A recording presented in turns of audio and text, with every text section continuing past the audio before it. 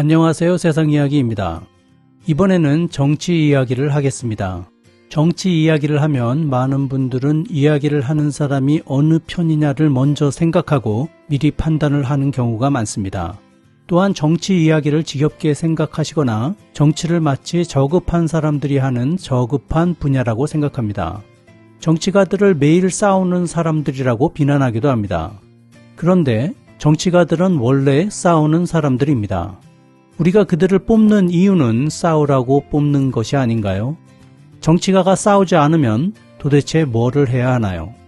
도리어 정치가들이 친목단체처럼 서로 친하다면 더 위험한 것이 아닌가요? 권력을 나눠먹는 행위니까요. 정치는 권력을 쟁취하기 위해서 싸우는 것이 원래 일입니다.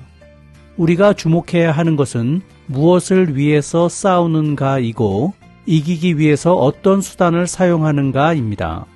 왜냐하면 우리가 속으면 우리 몫이 도둑맞기 때문입니다. 정치가들이 싸우는 이유는 정치가 사회가 만들어내는 부와 이익을 누가 가져가느냐를 정하기 때문입니다. 정확하게 말하면 돈이 어떤 방향으로 흐르게 하냐를 정하는 것입니다.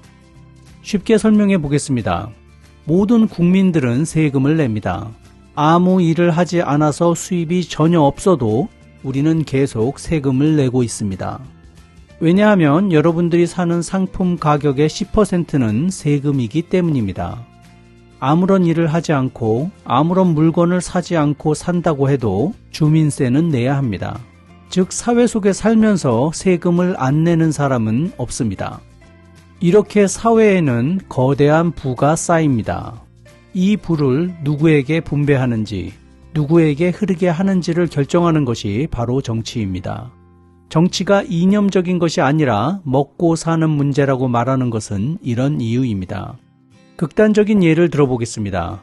미국은 끊임없이 전쟁을 합니다.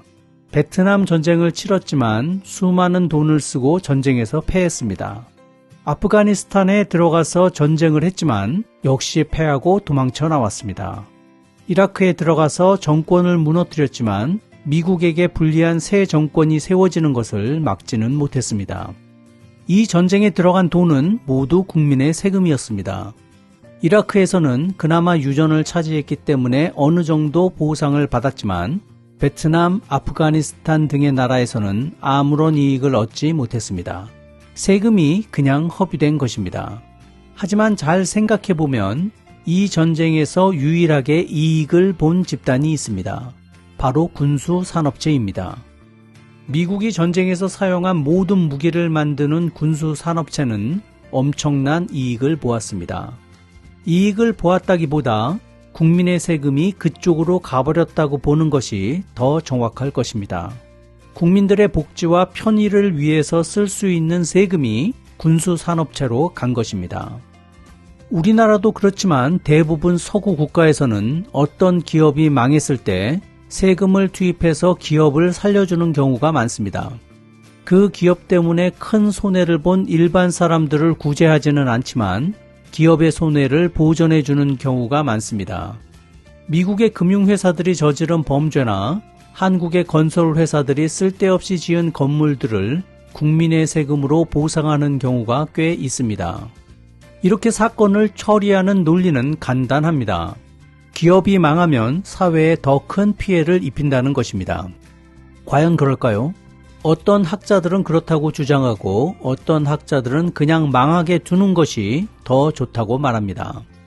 이런 방식으로 세금을 사용하는 것은 아주 전통적인 방법입니다. 그리고 그 근원에는 한 가지 이론이 있습니다. 소위 낙수 효과라는 이론입니다. 쉽게 말해서 기업이 잘 되어야 그 아래서 일하는 사람들에게도 그 이익의 일부분이 돌아간다는 생각입니다.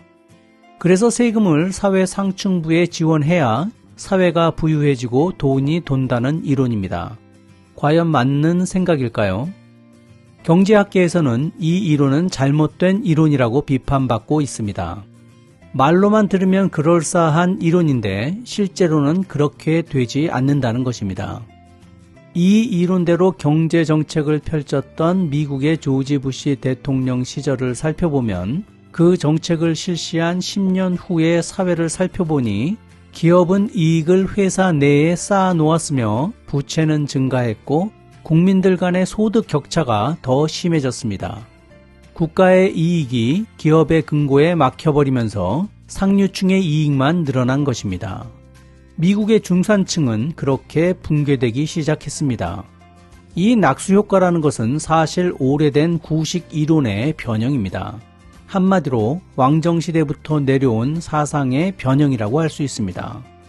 왕이 국가 내의 모든 재산을 가지고 있고 그 재산을 신하들에게 내려주고 각 신하들은 자기가 받은 땅과 재산으로 농부와 백성들에게 일을 시키면서 세금을 받아내고 왕은 다시 그 신하로부터 세금을 받는 것입니다. 즉 사회 상층부에 국가의 부가 계속 머물러야 한다는 생각입니다. 그래야 백성들도 직업을 얻고 살 수 있다는 것이죠. 낙수 효과라는 현대식 용어는 사실상 왕정시대의 왕에게 충성하고 백성들은 귀족들의 영지에서 열심히 일이나 하라는 말과 같은 것입니다. 이 시스템 속에서는 국가의 부는 공동의 것이 아닌 왕과 귀족의 것이어야만 합니다. 사회 상층부의 기득권이 유지되어야 합니다. 지금과 다를 바 없습니다. 그렇다면 이와는 반대되는 사고는 무엇일까요? 낙수 효과가 위에서 아래로 내려가는 돈을 표현했다면 그와 반대인 분수 효과라는 것이 있습니다. 돈이 아래서 위로 간다는 뜻입니다. 낙수 효과가 고소득층에서 중산층 그리고 저소득층으로 돈이 흐르는 것과 반대로 분수 효과는 저소득층에서 중산층으로 간 후 고소득층으로 가도록 하는 정책을 의미합니다. 쉽게 말하자면 저소득층과 중산층이 돈을 쓰도록 하는 정책입니다. 저소득층과 중산층이 돈을 쓰면 말하자면 소비를 하면 물건을 만들고 서비스를 제공하는 기업이 돈을 벌게 된다는 것입니다. 그렇기 때문에 세금을 고소득층과 기업에 쏟아붓는 것이 아니라 저소득층과 중산층의 세금을 사용하게 됩니다. 이런 정책과 효과를 우리는 팬데믹 시절에 경험했었습니다. 국가에서 국민들에게 생활지원금을 공급했고 국민들은 그 지원금을 사용함으로써 막혔던 경제가 돌아가게 했었습니다. 분수효과 정책은 저소득층과 중산층에게 좋은 정책인데 이 정책을 악착같이 반대하는 집단이 있습니다. 어떤 집단일까요? 팬데믹 시절 지원금은 손님이 끊긴 중소상인들의 영업을 활성화시키기 위해서 분배되었습니다. 그래서 재난지원금을 소상공인 업장에서만 사용할 수 있게 만들었습니다. 이런 제한제도를 넣지 않은 다른 나라와 달리 이 제한제도 때문에 우리나라 소상공인들은 큰 도움을 받았습니다. 연구조사에서도 소상공인들에게 큰 도움이 되었다는 연구 결과가 나왔습니다. 경기도에서 많이 진행했던 지역화폐도 지역화폐를 사용하는 일반 소비자와 소상공인들에게는 큰 도움이 되는 제도였습니다. 그렇기 때문에 대기업 입장에서는 분수 효과를 좋아하지 않습니다. 그들에게 원하는 만큼의 돈이 오지 않기 때문입니다. 그들이 원하는 것은 낙수 효과겠죠. 그래야 많은 세금을 가져갈 수 있기 때문입니다.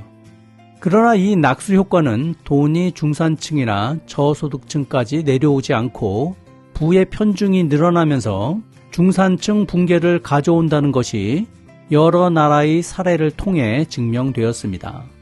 중산층이 붕괴되면 그 사회는 한마디로 몰락의 길을 걷게 됩니다. 사람들이 물건을 사고 서비스를 이용할 돈이 없으면 어떻게 기업이 유지될 수 있겠습니까? 분수 효과처럼 소비자에게 물건을 살 돈을 복지 차원이 아닌 사회 유지 비용 차원에서 나눠줘야 한다는 주장은 자본주의의 모델인 미국에서도 제기되고 있습니다. 저소득층이나 중산층은 돈을 보관할 수 있는 여력이 없습니다. 지원금이 나온다면 거의 다 소비하게 되어 있습니다. 기업처럼 금고에 쌓아둘 형편이 되지 않기 때문에 돈이 한 곳에 머물지 않고 사회 안에서 돌아다니게 됩니다.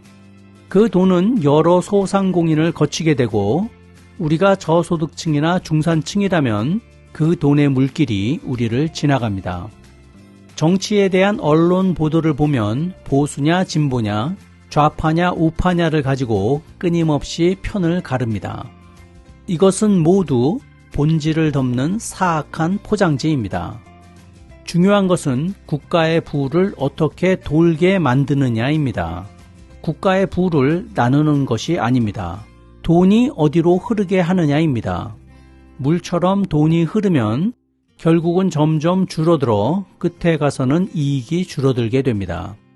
그렇기 때문에 물길이 시작하는 곳이 어느 계층이고 물이 어느 계층에게 흐르고 어느 계층이 물길의 끝에 있느냐가 관건입니다. 그 이유로 정치가들이 싸우는 것입니다. 돈이 어떻게 흐르게 하냐의 문제로 말입니다. 사회의 아래쪽과 중간에 있는 분들은 당연히 분수 효과 속에서 흐르는 강물의 물맛을 보실 것입니다. 반대로 상층부에 있는 분들은 낙수 효과 속에서 댐을 만들어 자신들의 금고에 국가의 부를 저장하려고 할 것입니다.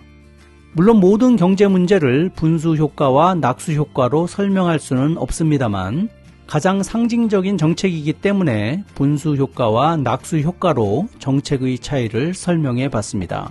거의 공화국과 왕정의 차이라고 볼 수 있습니다. 투표하실 때 어떤 사람이, 어떤 당이 분수 효과를 지지하는지 낙수 효과를 지지하는지 보시고 자신에게 유리하게 투표하시기 바랍니다. 세상 이야기였습니다. 다음 편에서 뵙겠습니다.